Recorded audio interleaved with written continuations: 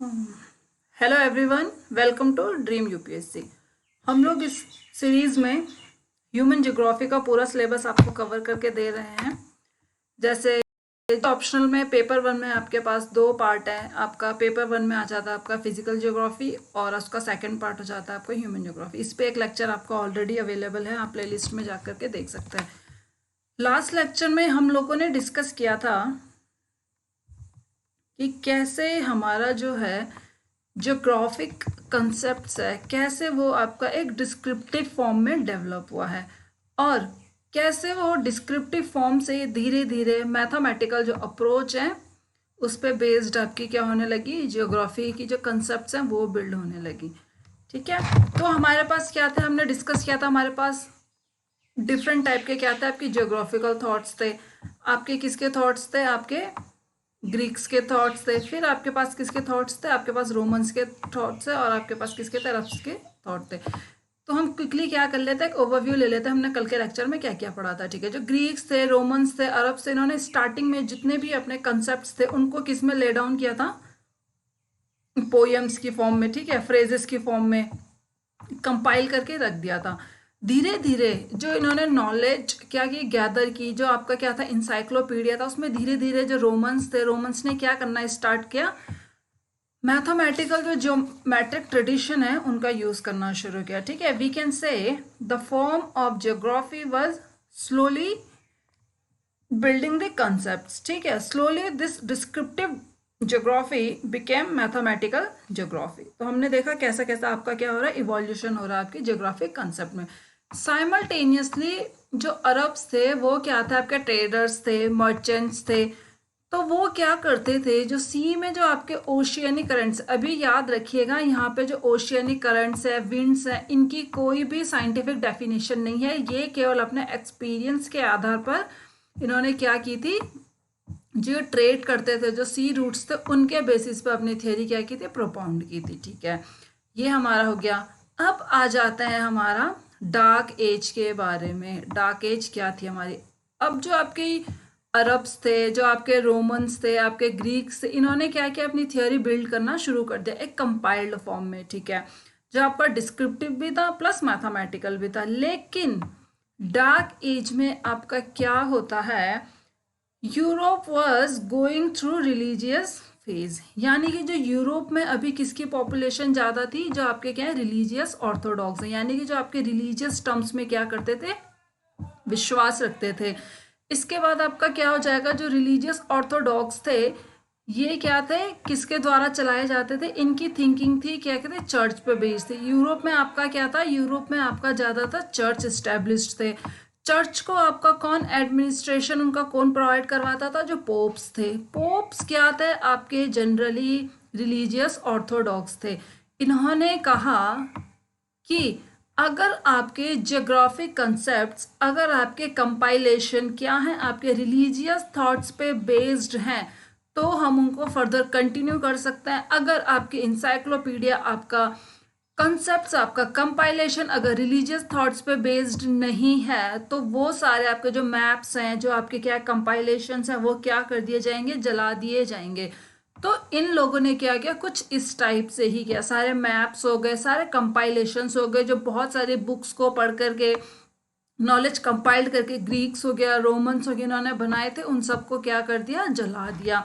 उन मैप्स को जलाने के बाद इन लोगों ने, जो आपके पोप्स थे, इन लोगों ने अपना खुद का क्या किया, एक टीएम मैप ड्रॉ करके दिया। अब जो आपका टीए मैप है, वो टीए मैप क्यों कहा जाता है ये मैं अब आपको बताती हूँ। ठीक है, जो पोप्स हैं इन्होंने सबसे पहले रखा है एशिया को, जो एशिया कॉन्टिनेंट है सबसे ऊपर रखा है इसको, एशिया को। इधर रखा इन्होंने लेफ्ट साइड में यूरोप को, और इधर आपका किसको रख दिया, अफ्रीका को। अब इन्होंने बोला कि जो एशिया कॉन्टिनेंट को आपके यूरोप कॉन्टिनेंट से कनेक्ट करता है वो आपका क्या था, ब्लैक सी था, ये हमने पढ़ा था लास्ट लेक्चर में। और इन दोनों को जो कनेक्ट करता है वो था आपका रेड सी, और जो आपका यूरोप और अफ्रीका को कनेक्ट करता है वो मेडिटेरियन सी। तो इस टाइप से आपने देखा कि टी और आपके अर्थ राउंड है तो ओ, तो टी ओ मैप इन्होंने दिया था। आप देख सकते हैं कि ये मैप पूरी तरीके से क्या है, गलत है। लेकिन आज के पर्सपेक्टिव में जब आपको नॉलेज है, उस टाइम पे जो पोप्स थे उन लोगों को नॉलेज नहीं था, कि अर्थ हमारी राउंड है, क्योंकि कोई भी साइंटिफिक डेवलपमेंट नहीं हुआ था, कोई भी साइंटिफिक कंसेप्ट हमारे बिल्ड नहीं हुए थे। उन लोगों को ये नॉलेज नहीं था कि नॉर्थ अमेरिका या साउथ अमेरिका, ऑस्ट्रेलिया, न्यूजीलैंड, कुछ इस टाइप के कॉन्टिनेंट्स भी एग्जिस्ट करते थे। तो आपने देखा कि कैसे अब हमारी जो डिस्क्रिप्टिव ज्योग्राफी थी, कैसे आपकी क्या हो गई, यहाँ पे जाकर के डार्क एज में जाकर के फेल हो जाती है, कैसे। लेकिन जब आपकी जो साइंटिफिक आपके क्या हो जाते हैं, धीरे धीरे जब आपके साइंटिफिक कंसेप्ट बिल्ड होने लगता है, तो ये टीओ मैप है, इसको पूरी तरीके से क्या कर दिया जाता है, डिमोलिश कर दिया जाता है। लोग अब इसको एक्सेप्ट नहीं करेंगे। क्यों? क्योंकि हमारी क्या हो गई थी, एक ऐसी इरा स्टार्ट हो चुकी थी जहाँ पे जो आपकी किस पे बेस्ड थी, साइंटिफिक अप्रोच पे बेस्ड थी। ठीक है, तो अब कल के लेक्चर में मैंने आपको सब बता दिया था कि कौन कौन से आपके ग्रीक कॉन्ट्रीब्यूटर्स थे कौन आपके जैसे होमर हो गए, जो आपके ग्रीक कॉन्ट्रीब्यूटर्स है, थेल्स और मिलेटस हो गए, एनेक्सिमेंडर हो गया, हिकेटियस हो गया, आपका हेरोडोटस हो गया, प्लूटो, एरिस्टोटल। ठीक है, अब आप देखेंगे कि ग्रीक्स में ही धीरे धीरे जो आपकी डिस्क्रिप्टिव जियोग्राफी है वो क्या होने लग गई थी, आपकी ह्यूमन जियोग्राफी में भी कन्वर्ट होने लग गई थी। ह्यूमन ज्योग्राफी के कॉन्सेप्ट्स आपके बिल्ड होना शुरू हो गए थे। एरिस्टोटल का आपको पता होगा, एरिस्टोटल ने अपनी क्या दी थी, एक थ्योरी दी थी इंडक्टिव रीजनिंग की। इंडक्टिव रीजनिंग हो जाता है जब आप किसी पर्टिकुलर क्या करते हो, ऑपोजिट हो जाता है डिडक्टिव रीजनिंग का, यानी कि एक जनरलाइजेशन फॉर्म में आप जाते हो, went through specialisation to generalisation. ठीक है, उन्होंने कहा था कि ग्रीस पीपल क्या है, these are balanced because they do not belong to cold area और they also do not belong to hot area. Cold area वाली जो पॉपुलेशन थी वो आपकी क्या थी, लेथार्जिक थी। जो आपकी क्या थी, हॉट एरिया वाली पॉपुलेशन थी वो क्या थी, एग्रेसिव थी। इस टाइप से आप देख सकते हैं कि एरिस्टोटल ने कैसे जो ह्यूमन बिहेवियर है उसको आपका कनेक्ट किया जियोग्राफी के साथ। तो इसी को आप क्या कहते हैं, ह्यूमन जियोग्राफी। बाकी जो एरिस्टोटल था, Aristotle believed in environment in climate, he gave the theory of determinism. Determinism की थ्योरी क्या है, ये आपका मैन है और ये उसका सराउंडिंग एनवायरनमेंट है। If man is getting impacted by the environment, then this term is called as determinism. But if the environment is getting impacted by the man, then this terminology will be known as possibilism. ठीक है, तो आपने देखा कि क्या difference है आपके determinism में और पॉसिबिलिज्म में। इसके बाद जो आपके रोमन्स थे, रोमन्स में आपके आगे स्ट्रैटोबो आ गया, आपका पटोलमी आ गया। इन लोगों ने भी आपकी क्या दी, डिस्क्रिप्टिव जियोग्राफी का डिटेल डिस्क्रिप्शन दिया, इसीलिए क्या हो गई है, डिस्क्रिप्टिव जियोग्राफी हो गया। उसके बाद देखा आपने जो अरब्स थे, अरब का जो अपना कंट्रीब्यूशन था, इब्न हकाल हो गया, अल बलाखी हो गया, अल मसूदी हो गया, अल मकसीदी हो गया, इन सब ने क्या दिया था, अपना क्या दिया था, कंट्रीब्यूशन दिया था। अब आज का जो हमारा टॉपिक है, आज का हमारा टॉपिक है एज ऑफ एक्सप्लोरेशन और एज ऑफ डिस्कवरी। इस वाली फेज में हम देखेंगे जो आपके वॉयजर्स थे, जो आपके ट्रेडर्स थे, मर्चेंट्स थे, वो कैसे नए सी रूट्स को फाइंड आउट करते थे। क्यों? क्योंकि हमारे पास क्या है, हमारा अफ्रीका जो कॉन्टिनेंट था, इधर आ गया आपका क्या, हमारा यूरोप। ठीक है, इधर आ गया हमारा क्या, वेस्ट एशिया, और इधर आ गया हमारा क्या, सेंट्रल एशिया। तो अभी जो अरब्स थे, अरब आपका ट्रेड करते थे आपके रेड सी के थ्रू, आपके पर्शियन गल्फ के थ्रू। ठीक है, ट्रेड करते थे। अब अरब की यहाँ पे क्या होने लगी, मोनोपोली स्टार्ट होने लग गई। जो स्पेन थे, पोर्टुगीज थे, जो कंट्रीज थे, वो इस मोनोपोली से क्या थे, परेशान थे। वो क्या करना चाहते थे, नए ट्रेड रूट्स को फाइंड आउट करना चाहते थे। तो आपको पता होगा जो वॉयजर्स हैं उन्होंने क्या किया, नए ट्रेड रूट्स फाइंड आउट किए। वास्को डिगामा आपको पता होगा, कोलंबस आपको पता होगा, कैप्टन क्रुक आपको पता होगा। ठीक है, इन्होंने क्या किया, ये जो बाकी जो कैप्टन क्रुक ने न्यूजीलैंड हो गया, वास्को डिगामा ने क्या आपका इंडिया हो गया, वेस्ट इंडीज कोलंबस ने, इन्होंने क्या किया, धीरे धीरे करके ज्योग्राफी को लेकर के सी रूट्स को क्या किया, फाइंड आउट करना शुरू किया। तो एज ऑफ एक्सप्लोरेशन की हमारे पास जो क्या थी, इरा थी, एक टाइम पीरियड बोलेंगे तो वो टाइम पीरियड था हमारा कितने से 800 से 900 एडी। आफ्टर दैट तो ये हम कह सकते थे this was the age of exploration. ठीक है, इस टाइम पे क्या हुआ, हमारा यूरोप में हमारा पुनर्जागरण हुआ, यानी कि द पीरियड ऑफ और द फेज ऑफ रेनेसांस। ठीक है, अब इसमें क्या मैंने आपको बता दिया कि फाइंड आउट किया गया। बाकी जो आपके जो वॉयजर्स थे, there were 3 developments in the age of voyagers. ठीक है, आगे बढ़ने से पहले ये मेरा एक ब्रीफ इंट्रोडक्शन है। I am Manisha Sajwan. I have completed BTech, MTech and I have done my specialisation in artificial intelligence. I have published 3 research papers in international journal, and I have worked as a big data analyst also in Wipro for almost 2.5 years. This is my Instagram ID. If you want to follow me, you can. And if you want to post any kind of query, you can post or you can DM me over there. ठीक है, ये हमने पढ़ लिया आपकी जो ये हमारा कल के टॉपिक्स थे. आज का हमारा टॉपिक हो गया एज ऑफ एक्सप्लोरेशन. ये देखा आपने कैसे 800 से 900 AD है. Gradual enhancement in scientific knowledge in Europe. ठीक है. There were 3 developments in the age of voyagers. voyagers मैंने आपको बताया क्या होता है, आपके जो शिप्स वगैरह लेकर के जो ट्रेड्स करते हैं, जो आपके मर्चेंट्स हैं. ठीक है. Descriptive, there was a development in descriptive historical approach. ठीक है. अब हमबोल्ट आते हैं हमारे एक नए, अभी तक हमने एक बहुत सारे पढ़ लिए, अब हमबोल्ट हमारे एक नए रिसर्चर आ गए हैं. ठीक है.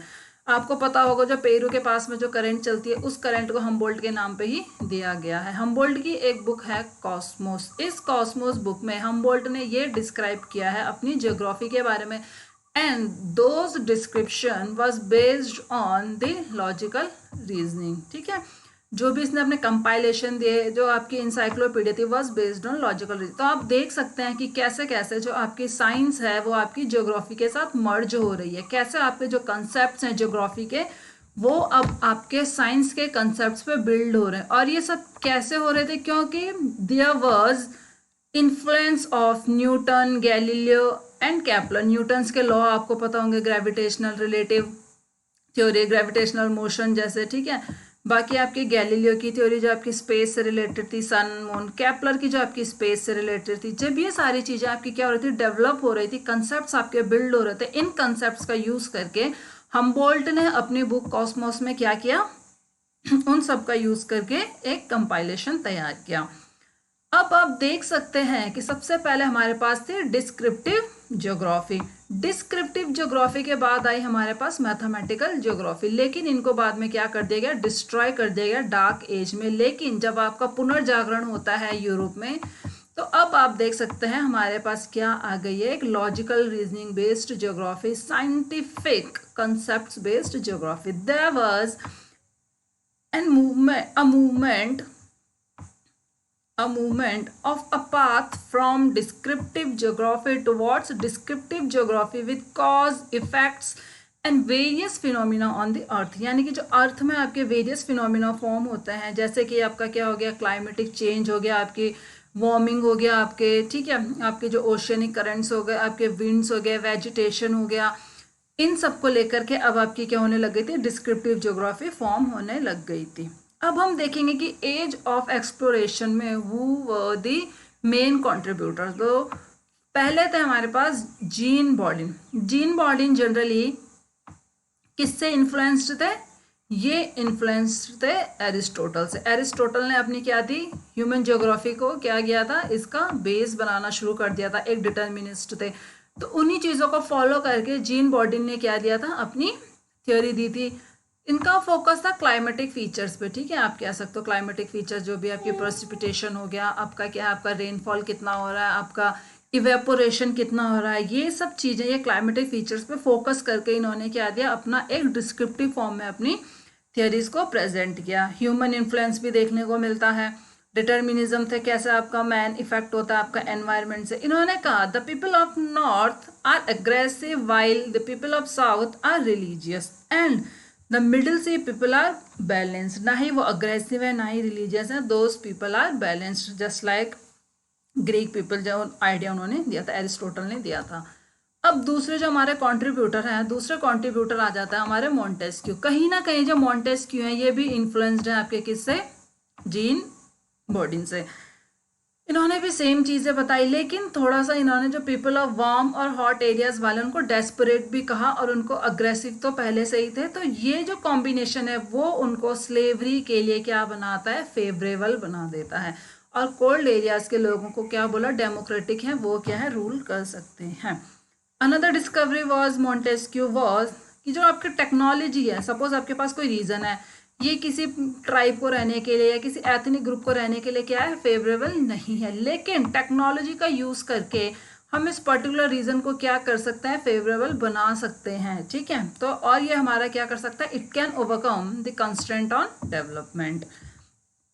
अब हम आगे देखते हैं, हमारे पास हमने देखा कि कैसे कैसे हमारा डेवलपमेंट हो रहा है। अब हमारे पास आ जाती है प्री क्लासिकल एरा, ठीक है।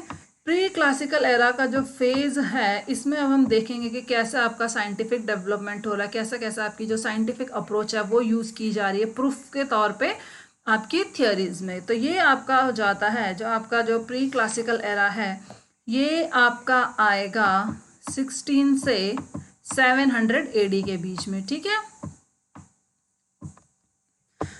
अब आप देखो, हमने सब डिस्कस कर लिया कैसे आपका descriptive geography, then mathematical geography. Now this scientific proofs that are being used in our geographical concepts. This particular era has two different kinds of school of thoughts, यानी कि दो आपके क्या हैं, आप ज्योग्राफर्स बोल दीजिए, आप रिसर्चर्स बोल दीजिए, या फिर दो ऐसे व्यक्ति हैं जिन्होंने अपनी डिफरेंट डिफरेंट थ्योरी दी है। तो पहले हमारे जो हैं व्यक्ति भाई साहब जी, वो हैं हमारे बर्नार्ड